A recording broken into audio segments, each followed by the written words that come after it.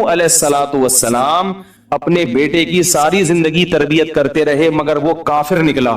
آخری وقت میں نوح علیہ السلام کو اپنے بیٹے پر کتنا پیار آیا کہ میری کشتی میں سوار ہو جا. بیٹا کہتا ہے سآوی الی جبل یعصمنی من الماء, میں پہاڑ پہ چڑھ جاؤں گا جو مجھے پانی سے بچا لے گا. پیغمبر کو اپنی اولاد سے بہت محبت ہوتی ہے, بہت زیادہ ہے.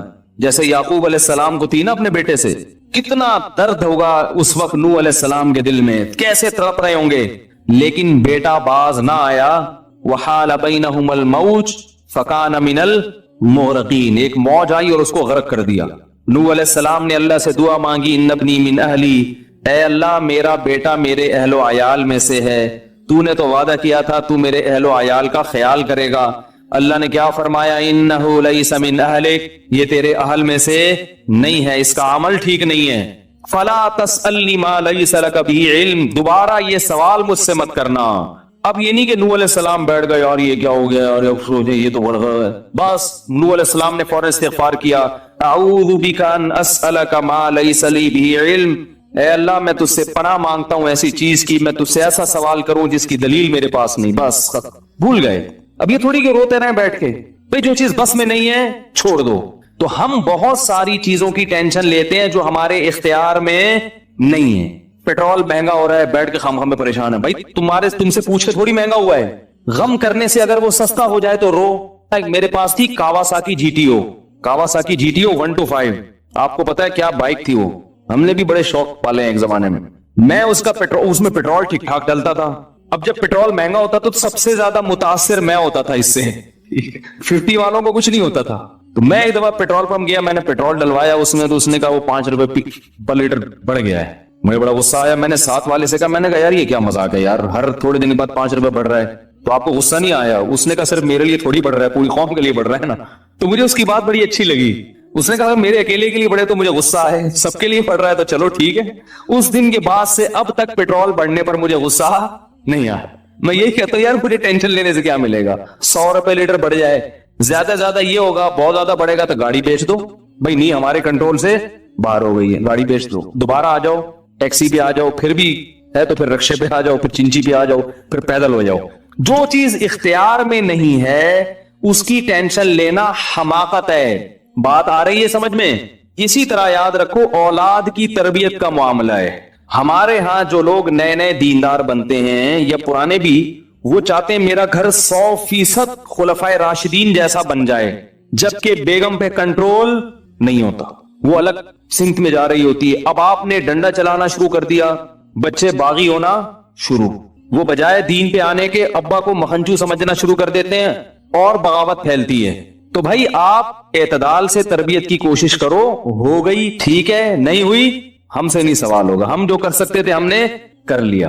تو ہم نے نا بہت ساری چیزیں, یہ ہو رہا ہے معاشرے میں غلط, یہ ہو رہا ہے, وہ جماعت کیوں آ گئی, وہ جماعت کیوں آ گئی, وہ فلاں فرقہ کیوں بڑھ رہا ہے, یہ والے کی کم ہو رہے ہیں, وہ زور سے آمین کیوں کہہ رہے ہیں, وہ آہستہ آمین کیوں کہہ رہے ہیں, ٹھیک ہے نا, وہ رفع الیدین کیوں کر رہا ہے, وہ رفع الیدین کیوں نہیں کر رہا. میرا ایک اصول ہے, میں جب کسی ٹاپک پر بیان کرتا ہوں تو مجھے جب بھی کوئی ایسے اختلافی مسائل پر بیان ہوتا ہے نا, تو اکثر لوگوں کے پھر واٹس ایپ پہ میسج آنا شروع ہوتے ہیں, آپ نے جو یہ بیان کیا اس میں یہ والی بات, حالانکہ اس بات کا جواب اس میں موجود ہوتا ہے. تو میں پھر مزید جواب نہیں دیتا, میں کہتا ہوں پورا بیان سنیں. وہ پھر جواب بھیجتے ہیں کہ ہم نے پورا بیان سنا ہے, میں کہتا ہوں دوبارہ سنیں. کہتے ہیں سنا تو ہے, مجھے جواب نہیں ملا, جبکہ مجھے پتا ہوتا ہے جواب اس میں ہے. میں کہتا ہوں پھر تیسری بار دوبارہ سنیں, کیونکہ اس سے زیادہ کہ ہم مکلف نہیں. اب یہی تھوڑی کہ ایک ہی چیز کو لے کے پھر وہی سوال, وہی جواب, وہی سوال, وہی جواب. پبلک کے پاس تو ٹائم ہے, وہ تو کرتے رہیں گے اور آپ کی صلاحیتیں بیکار ضائع ہوتی رہیں گی. بھائی ہم جو ایک ٹاپک پر بات کی, پورا کور کیا اس کو, مجھے اچھی طرح معلوم ہے آپ کے ان تمام سوالات کا جواب اس میں موجود ہے. اب بار بار سوال کرو گے تو ہم نئے سرے سے جواب دے کے ٹائم ضائع. یہ ٹینشن ہے خام خواہ کی کیوں پالیں؟ ٹینشن پتہ ہے کیا ہوتی ہے؟ ٹینشن یہ ہوتی ہے کہ یار اتنی تفصیل سے میں نے بیان کیا پھر بھی لوگوں کی سمجھ میں نہیں آ رہا, ہائے یہ کیا یار, یہ کیا ہے. اس سے آپ خام خواہ میں آپ کے سر کے بال غائب ہوتے رہیں گے. تو ہم یہی کہیں گے اے اللہ ہم سے جو ہو سکا تھا ہم نے کر دیا, اب سمجھ میں آنا سمجھانا کس کے بس میں ہے؟ اللہ کے بس. نبی کی بات سب کی سمجھ میں نہیں آئی, اور اللہ تعالیٰ نے نبی کو کتنی تسلی دی ہے قرآن میں. نبی کو بار بار کہا کہ آپ جو سمجھا رہے ہیں پھر بھی یہ نہیں سمجھ رہے تو ٹینشن نہ لیں. کیوں؟ نبی کو اگر زیادہ ٹینشن ہوگی تو کام کون کرے گا؟ قرآن میں सैकड़ों आयतें हैं जो सिर्फ तसल्ली पर मबनी हैं, जिनमें नबी को क्या दी जा रही है? तसल्ली। लअल्लका बाखिउन नफ्सका अला आसारिहिम, कहीं ऐसा ना हो कि इनकी हिदायत के पीछे आपकी जान ही हलाक हो जाए, यानी गम से। क्योंकि नबी सल्लल्लाहु अलैहि वसल्लम हैरान होते थे कि इनको मैंने मोजज़े भी दिखा दिए और मैंने बताया कि ये बुत हैं जिन जो ना सुन सकते हैं, ना देख सकते हैं, ना बोल सकते हैं, हर तरह से समझा दिया, ठीक है। और मेरी 40 साल जिंदगी भी इन्होंने देखी कि जिंदगी में कभी मैंने झूठ नहीं बोला, अमीन और सादिक मशहूर हूं। और ये पैगंबरों का इंतजार भी कर रहे थे कि एक नबी आने वाला है। सब चीजें हो गई फिर भी नहीं मान रहे, तो टेंशन तो होती है ना। तो कुरान नबी को क्या कह रहा है कि मजीद टेंशन लें? ना ना ना, कुरान टेंशन क्या कर रहा है? काम। ना ना ना, टेंशन ना लें, टेंशन ना लें। अंत अलैहिम बिमुसैतिर, आप इन पर निगहबान नहीं है, दारोगा नहीं है, गन पॉइंट पे नहीं लाएंगे आप किसी को, आपसे सवाल नहीं होगा। आप बल्लिग मा उरसिला इलैका मिर रब्बिक उनज़िला इलैका मिर रब्बिक, आपका काम है पहुंचाना। यहां तक कि अपने सगे चचा ईमान नहीं लेकर आ रहे, जिन्होंने आपको पाला बचपन से। चलो वो तो दुश्मन थे, वो ईमान ना लाए तो इंसान सब्र करता है, ये तो दुश्मन है। अपने सगे चचा जिन्होंने बचपन में पाला, कफालत की आपकी, 3 साल रसूलुल्लाह सल्लल्लाहु अलैहि वसल्लम का बायकॉट किया है कुरैश ने, खाना पीना बंद कर दिया, शुआबे अबी तालिब की घाटी में बंद कर दिया बनी हाशिम को, कि इनका 3 साल तक कोई लिंक नहीं होगा इनसे, ताकि ये रुजू करें अपने दीन से। अबू तालिब भी आप सल्लल्लाहु अलैहि वसल्लम के साथ उस घाटी में बंद हुए, ईमान नहीं लाए मगर अपने भतीजे का साथ दिया। इतने अच्छे चचा लेकिन ईमान नहीं लाए। कैसा नबी का दिल कुड़ता होगा, होगा कि नहीं होगा?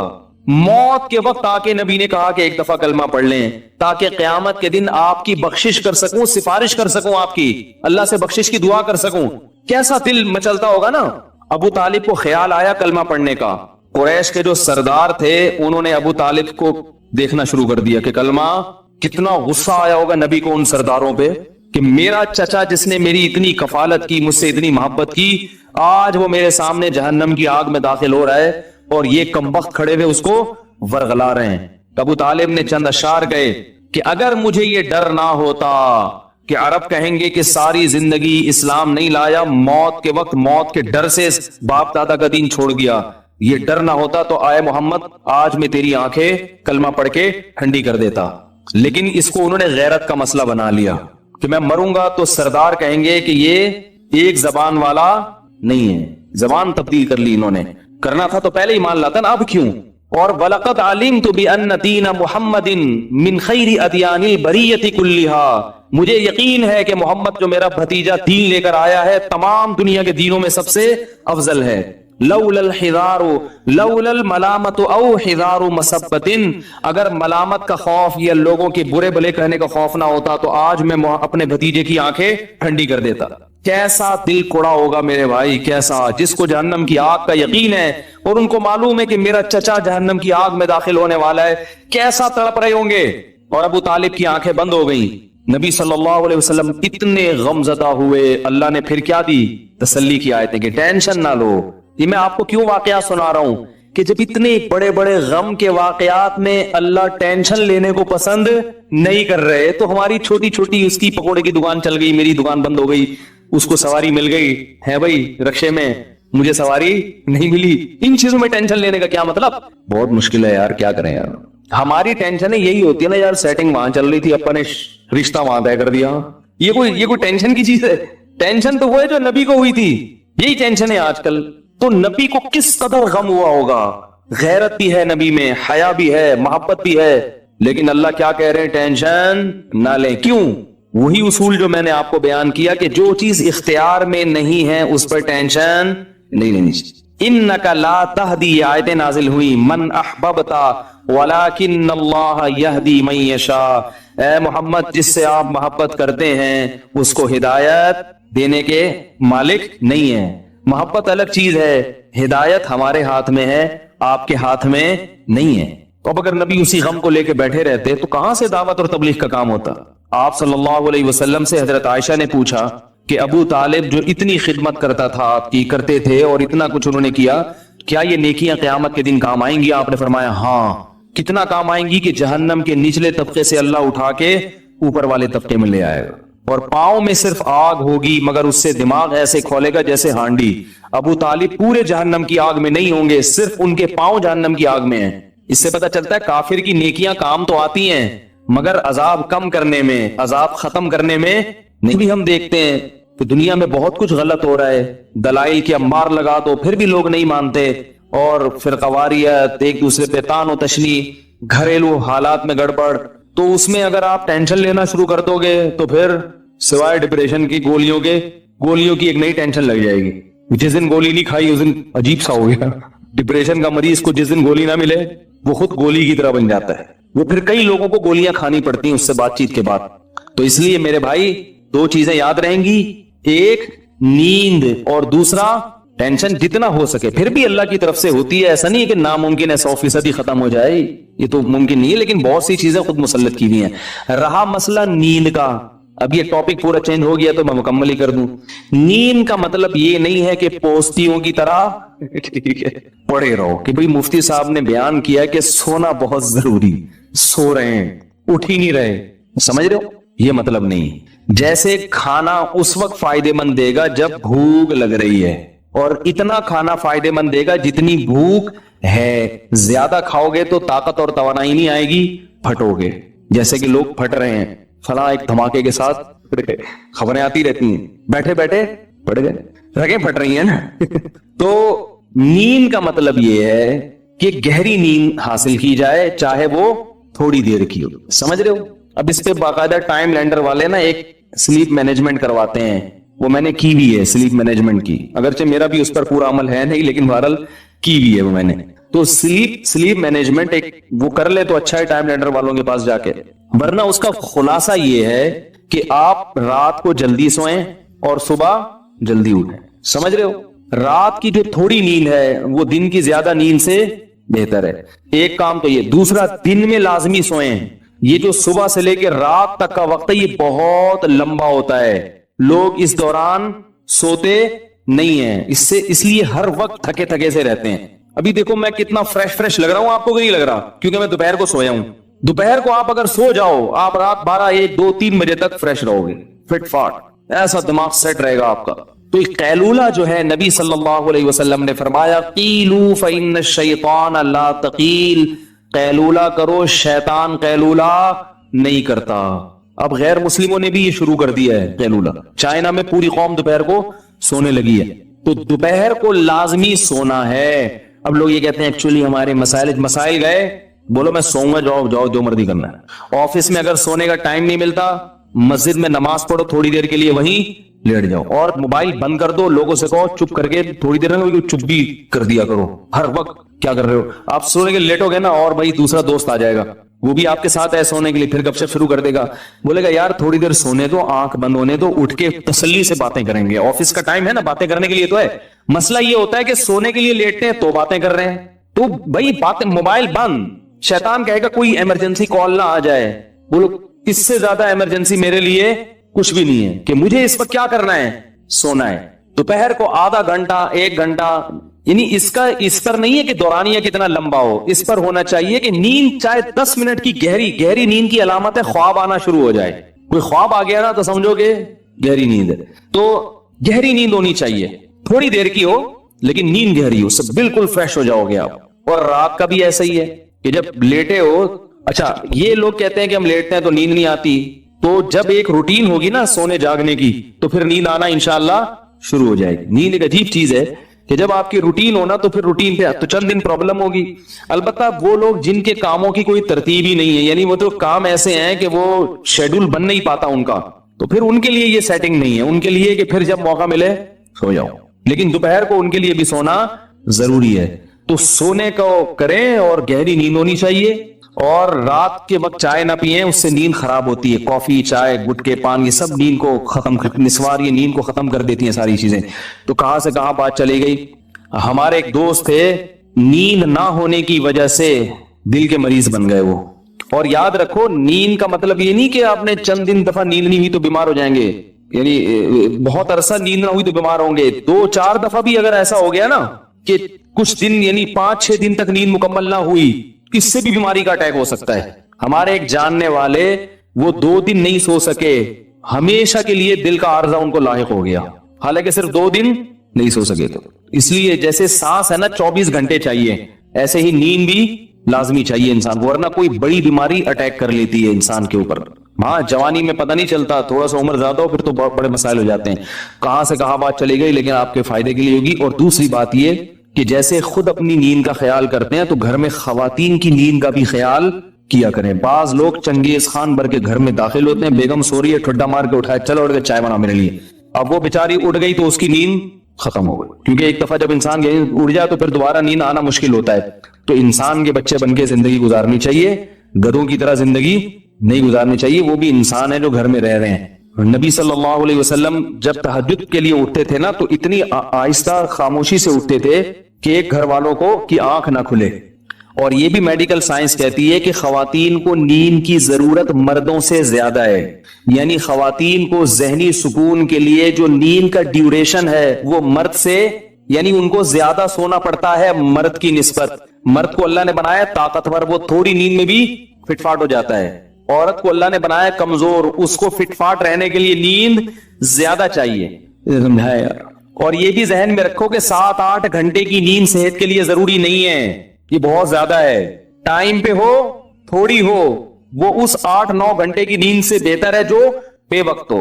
اور ایک آخری بات یہ بھی کہ جب کھانا کھاتے ہیں نا اس کے تھوڑی دیر بعد سونا، یہ سب سے بہترین ٹائم ہے. کیا یار کیا کتنی اہم معلومات دے رہا ہوں آپ کو میں. بھائی نیند کا سب سے بہترین ٹائم کیا ہے؟ کھانا کھانے کے آدھے گھنٹے بعد. رات کا کھانا آپ نے کھایا، تھوڑا واک کرو، اور پھر یہ جو کہتے ہیں نا کھانا کھانے کے 2-3 گھنٹے بعد، ایسا نہیں ہے. ہوگی لوگوں کی تحقیق، ہماری تحقیق یہ نہیں ہے. کیونکہ جب آپ کھانا کھاتے ہیں شوگر لیول ہائی ہوتا ہے، آپ کو غنودگی آتی ہے. جیسے ہی غنودگی آئے تو فطرت کہہ رہی ہے کہ اب کیا کرو، سو جاؤ. دوپہر فوراً سو جاؤ، رات کو تھوڑا سا واک کر کے تاکہ تہ بیٹھ جائے تھوڑی سی. یہاں رکھا ہوا ہے ابھی ایک دم لیٹ گئے تو پھر اوپر نہ آ جائے وہ.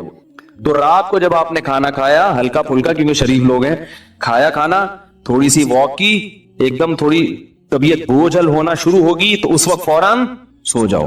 اگر اس وقت نہیں سوئے اس بات کا امکان ہے کہ نیند غائب ہو جائے گی اور کھانا ہضم بھی نہیں ہوگا. نیند سے بہتر کوئی ہاضم نہیں ہے. دیکھو قدرت کبھی غلطی نہیں کرتی، فطرت جو ہے نا کبھی بھی گڑبڑ نہیں کرتی. فطرت کا ایسا خاندانی سیٹ اپ ہے نا ہماری باڈی میں، فطرت جو کام کرا رہی ہے نا وہ وہی کام اس وقت کرنا آپ کے لیے بہتر ہوتا ہے. کھانا کھا کے نیند آتی ہے کہ نہیں آتی؟ تو یہ خام خمیں نہیں آتی، کیونکہ اللہ کو معلوم ہے کہ اب کھانے کے لیے ہضم کرنے کے لیے سونا ضروری ہے. لہذا اللہ چاہتے ہیں کہ آپ سو جائیں، تو نیند فطرت مسلط کر دیتی ہے اور آپ سوتے نہیں ہیں. آپ کہتے ہیں ابھی تو کھایا ہے ہم نے، ابھی کیوں سو؟ ابھی تو ہمارا جاگنا شروع ہوا ہے. کیونکہ سارا جو بلڈ کا سرکولیشن ہے وہ میدے کی طرف جاتا ہے، دماغ اوپر سے کیا ہو جاتا ہے، خالی. دماغ کام کرنا چھوڑے گا تو اب فطرت کیا کہہ رہی ہے، سو جاؤ، تاکہ بلڈ کا سرکولیشن میدے کی طرف رہے اور وہ کھانا ہضم کرنے پہ زور لگائے. تو اس وقت آپ جب کھانا کھا کے آدھا پونا گھنٹہ بعد سو گے، نیند بھی خاندانی آئے گی. 3-4 گھنٹے گہری نیند سو کے اٹھ جاؤ، بالکل فٹ فاٹ فریش فاش ہو جاؤ گے آپ. ایسا مزہ آئے گا. وہ اس کا فائدہ یہ بھی ہوگا کہ وہ سارا کھانا جزو بدن بنے گا، وہ انرجی آپ کی اسٹور ہو جائے گی. سمجھائیں اللہ کے بندو، انرجی کیا ہو جائے گی، اسٹور. پھر جب اٹھو گے نا جسم میں طاقت بھی ہوگی، فریش بھی ہوگے، پھر اپنے کاموں میں لگ جاؤ. سمجھ میں آ رہی میرا خیال ہے. پھر اگر تھک گئے، پھر غنودگی آنا شروع ہوئی تو دوپہر کو قیلولہ کرنا ہے. اس سے پہلے یہ نہیں کہ پھر سو جاؤ. باقاعدہ جو لیٹنے والا سونا ہے وہ 2 ٹائم ہونا چاہیے. لیٹ کے سونا، ایک رات کو 3-4 گھنٹے گہری نیند والا، اور ایک دن میں قیلولہ. اس کے بعد اگر درمیان میں کہیں نیند آتی ہے نا، جیسے کیونکہ یہ بھی بڑا لمبا، آپ سو گئے رات کو 10 بجے گہری نیند، 11, 12, 1, 2 بجے اٹھ جائیں آپ. 4 گھنٹے بہت ہیں گہری نیند میں. 4 گھنٹے 2 بجے اٹھیں، غسل کریں، فریش ہو جائیں، فٹ فاٹ ہو جائیں، اپنے کاموں میں مشغول، لیپ ٹاپ لے کے بیٹھ جائیں، تہجد پڑھیں، تلاوت کریں، کچھ نہیں تو اچھلیں کودیں. ٹھیک ہے نا؟ کیونکہ اب سونے کا کیا فائدہ بھائی، کیونکہ زیادہ سونا بھی نقصان دہ. اب آپ دوپہر سونا ہے نا تو درمیان میں وقت بہت لمبا ہے. اب اگر آفس میں کہیں نیند آ رہی ہے تو پھر 5 منٹ کے لیے بھی کہیں سر رکھ کے سو جائیں گے نا، وہ بہت زیادہ فریش کر دے گا آپ کو. یہ تجربہ کریں، آپ کو مزہ نہ آئے پیسے واپس. آپ دیکھو آپ کا ٹائم اتنی کم ڈیوریشن ہوگا نیند کا، باقی سارا ٹائم کام کے لیے بچے گا اور ہر وقت فریش رہیں گے آپ. یہ باتیں بتانے کے لوگ 50-50 ہزار روپے لیتے ہیں، جو میں آپ کو فری پھوکڑ میں بتا رہا ہوں. سمجھ رہے ہو؟ ایک بندے سے لیتے ہیں تو فری پھوکڑ میں بتا رہا ہوں میں. اور یہ باتیں بھی ہم نے پیسے دے کے سیکھی ہیں، فری میں نہیں ملی ہم کو. سمجھ میں آ رہی ہے بات؟ 3-4 24 گھنٹے میں آپ مشکل 5 گھنٹے سو گئے، لیکن ہر وقت فریش فریش نظر آؤ گے آپ، اور صحت اچھی ہوگی، کولیسٹرول ختم ہو جائے گا، ویٹ کم ہو جائے گا آپ کا. سمجھ رہے ہو؟ تو جب درمیان میں نیند آئے نا تو لیٹ کے نہیں سونا، ایسے سونا ہے جیسے گورنمنٹ کے آفیسر دفتروں میں سوتے ہیں، پولیس والے جیسے تھانے میں سوتے ہیں. وہ باقاعدہ لیٹ کے نہیں، وہ ہر وقت ایسے منہ پہ ٹوپی رکھ کے سو رہے ہوں گے. ایف آئی آر کٹوانے جاؤ تو خراٹے لے رہے ہوں گے، اٹھانا پڑتا. مجھے اچھی طرح یاد ہے، میں ایک جگہ کہیں گیا سفر پہ، کام بہت زیادہ تھا، تو اب دن رات سے جاگے 10 بجے نا ہم کلاس لے رہے تھے، کہیں بہت سخت نیند آنے لگی، تو کلاس میں 10 منٹ کا وقفہ ہوا، چائے اور وہ جو بھی وقفے ہوتے ہیں کافی. تو مجھے یہ فلسفہ معلوم تھا کہ بھئی اب اگر سو گئے لمبا تو دوپہر کا قیلولہ وہ نہیں ہو سکتا، اس کو بچانا ہے، وہ ضروری ہے. تو مجھے یاد ہے، میں تھا اور میرے ساتھ ایک اور بھی تھے، آفیسر تھے، وہ کسی گورنمنٹ کے ادارے میں. ہم دونوں گئے، ہم نے کہیں کونا کھانچا تلاش کیا، چادر بچھائی، 5 منٹ کے لیے الارم لگا کے لیٹے ہیں، کیونکہ صرف ہمارے پاس 5 منٹ تھے. واقعتاً 5 منٹ میں کتنی گہری نیند آئی ہے، 5 منٹ الارم بجا تو پتہ نہیں چل رہا تھا ہم کہاں ہیں. یہ ہوتا ہے جب آپ تمیز سے سوتے ہو نا اس شیڈول کے تحت، تو ایسا ہی ہوگا. ابھی کیا لیٹے ہوئے کروٹیں بدل رہے، نیند ہی نہیں آ رہی، کوئی شیڈول ہی نہیں ہے. تو 5 منٹ سوئے ہیں، اس کے بعد وضو کیا، آ کے بیٹھے اتنے فریش کہ بالکل فٹ فاٹ. تو یہ بہت اہم چیز ہے، اس سے کیا آپ کے چیمبر کیا رہے گا، چیمبر صحیح کام کرے گا. کیونکہ جیسے نیند